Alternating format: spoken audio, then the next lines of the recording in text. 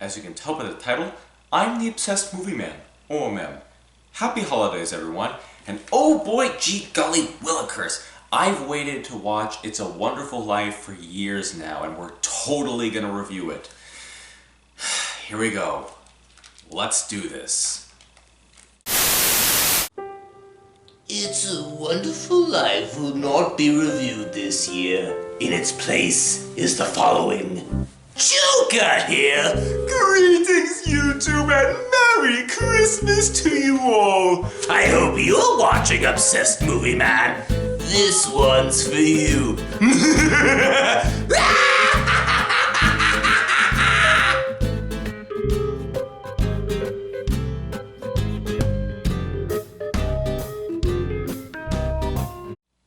Now, despite my horror that a mass-murdering clown is forcing me to watch an episode of the highly acclaimed Batman the Animated Series, I'm extremely excited to talk about an episode of the highly acclaimed Batman the Animated Series, specifically because this particular episode was the first appearance of Mark Hamill voicing the Joker. So, whether I'm a hostage or not this holiday season, we're gonna review this thing, so let's begin. Batman and Robin's Christmas evening is ruined by the Joker, who has escaped from Arkham Asylum and is holding Commissioner Gordon, reporter Summer Gleason, and Detective Harvey Bullock captive. All the while, Joker is broadcasting his Christmas show for all of Gotham to see. Can the dynamic duo thwart his dastardly deeds? Will Batman end up enjoying It's a Wonderful Life? And will Robin ever actually lay an egg? Tune in to find out. Same bat- No, we're not doing that. The first pro is probably the most obvious one, and that's the voice actors. Kevin Conroy as Batman, Lauren Lester as Robin, and of course, Mark Hamill as the Joker. Conroy and Hamill have really cemented themselves as the voices I hear when I read a comic featuring Batman and Joker. And Lauren Lester has a lot of energy in his portrayal of Robin, though I do have some complaints about some of his lines, but we'll get into that later in the review. Since this is a review of the episode, and not a review of the show as a whole, I think it's best to skip how well these actors have captured their roles and just focus on this one episode. But needless to say, they are all fantastic. As per usual, Bruce Timm's animation is superb with great designs for characters, locations, vehicles, and so forth. He has always been my favorite artist when it comes to animated shows, and is tied with artist Jim Lee for my favorite comic book art in general. But with that said, there are a few minor nitpicks I have with this episode. But, like some of the dialogue, we'll talk more about this in the con section. Overall, however, Bruce Timm does prevail. Before Joker makes his TV appearance, there's a really amusing remark from Batman near the beginning of the episode, where Batman muses that he's never seen It's a Wonderful Life, and he simply states that it's because he could never get past the title, which is a perfect thing for Batman to say. And it does have a payoff at the end of the episode, where they watch the movie, and after Dick tells Bruce that it is a wonderful life, Bruce responds terrifically with, "It has its moments." Now on to the Joker's jokes. To start, he has a perfect introduction with him singing Jingle Bells, Batman Smells while escaping from Arkham Asylum, which is just classic Joker. He also spends most of the episode hosting a type of Christmas variety show, which has an awful tree, a hand puppet, and a cardboard audience of Batman, Robin, and others. He even kidnaps Commissioner Gordon, Summer Gleason, and Harvey Bullock, and presents them as his family. And by the way, dressing Bullock as the baby is one of the greatest moments of Harvey in the entire show. I don't know why, it's just hysterical to me. And that present to Batman where the music builds up to something horrible, only for it to be a pie to the face? Again, that's just a classic Joker move, showing how much the creators of the show get not only all of the characters, but especially the Joker, and how unpredictable he really is. Finally, there's the action. For starters, I'm still surprised to this day that this show was able to use real guns. Even the 90s Spider-Man show couldn't use guns, but this show got away with it. I'm greatly impressed. The train scene is suspenseful, which is helped with not just the visuals, but the music, which was done by Michael McQuiston, Lolita Ritmanis, and Shirley Walker. Dear Lord, I hope I got at least one of those names right. And the action scenes at the LAFCO factory, observatory, and again, the railroad are all exciting and entertaining to watch, with the latter being my favorite, as it reminds me of Back to the Future Part 3.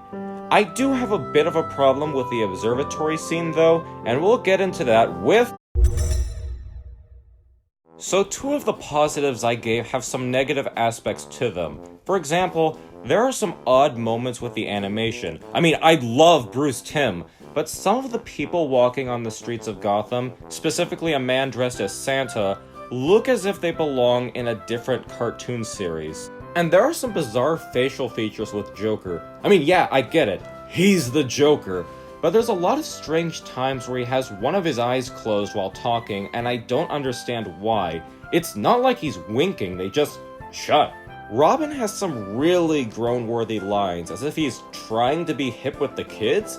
Some lines revolve around Robin calling Batman Scrooge, talking about the joys of the Christmas spirit, and one really painful line where Robin makes a joke around Batman using a baseball bat to fend off Joker toy planes, commenting that they don't call him Batman for nothing. Ha, ha, ha.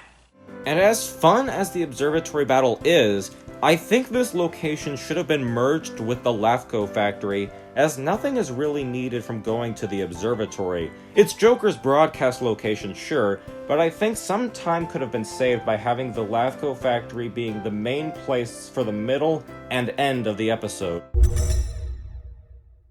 As some of you already know, this was Mark Hamill's first time voicing Joker, but did you know that the original person who was cast was actually Tim Curry? He even did some tests as the Joker, but the reason the creators didn't use him was that he was apparently too scary. Boy, do I wish we could hear what his take on the Joker was, but at the same time, it's almost impossible to imagine someone beating Hamill's voice since we're all so used to it now. Normally, I like to do a bit more for the trivia section, but I think that this last part would be best to end the review on, and that's the famous song, Jingle Bells, Batman Smells. When I was a kid and early teen, I always assumed that the song originated from this episode, as, to me at least, it made sense that the Joker was singing it, but to my surprise, that's not the case. There were already some cynical versions of the song that didn't include the three DC characters, but the closest recollection of the song, based on an insightful article that I will leave in the link in the description to, traces it to the 1960s, the era of Adam West's Batman, and then followed by The Simpsons, where Bart sings the song. Ay caramba, man! Many people have their own Christmas movie traditions, whether it's Charlie Brown, Home Alone, or any of the millions of Christmas Carol adaptations. But for me, this is among my favorite Christmas traditions. Nothing screams Christmas more than a man and his friend who are dressed as a bat and a bird, fighting an insane man dressed as a clown. Ho ho holy Christmas, Batman! Thanks, this is an O.M.M review. This is O.M.M. sign.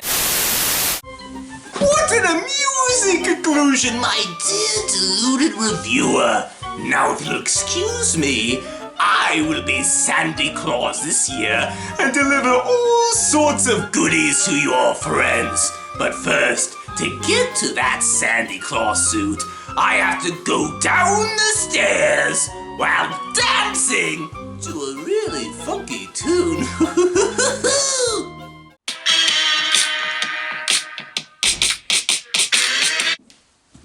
What? Did you think I was actually going to dance while carrying this thing? It's heavy. Merry Christmas to all, and to all, a happy night. Ho ho!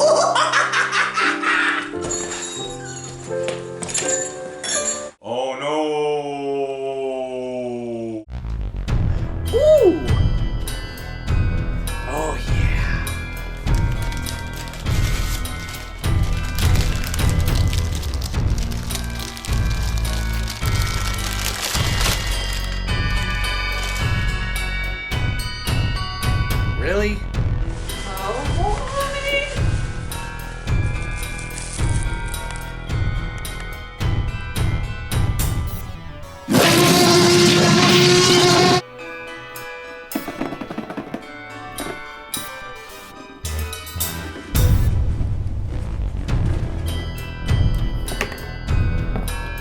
Oh yeah! My favorite.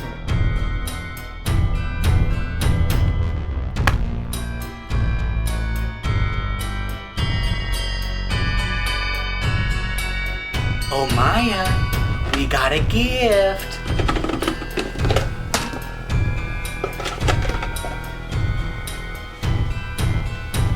No!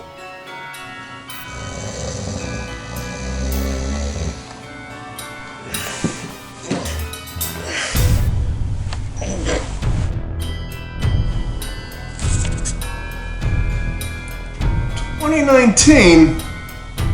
I told him not to let me sleep past noon! What the hell?"